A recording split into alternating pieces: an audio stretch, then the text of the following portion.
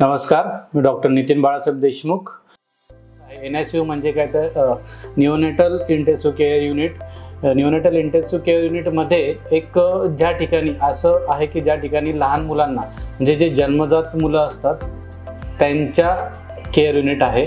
तिथे ventilator, CPAP आणि phototherapy ह्या सर्व गोष्टी तिथे केल्या जातात। NICU मध्ये 24 तास वेल ट्रेन डॉक्टर्स असतात, वेल ट्रेन स्टाफ असतो जे बाळांची काळजी घेतात। बाळांना जे प्री मॅच्युअर बेबी असतात प्लस ज्यांना रेस्पिरेटरी डिस्ट्रेस असतात अशा बाळांना ज्यावेळी इमर्जन्सीमध्ये ॲडमिट केलं जातं तर अशा वेळेस बाळांची ही पूर्णतः काळजी स्टाफलाच घ्यावी लागते।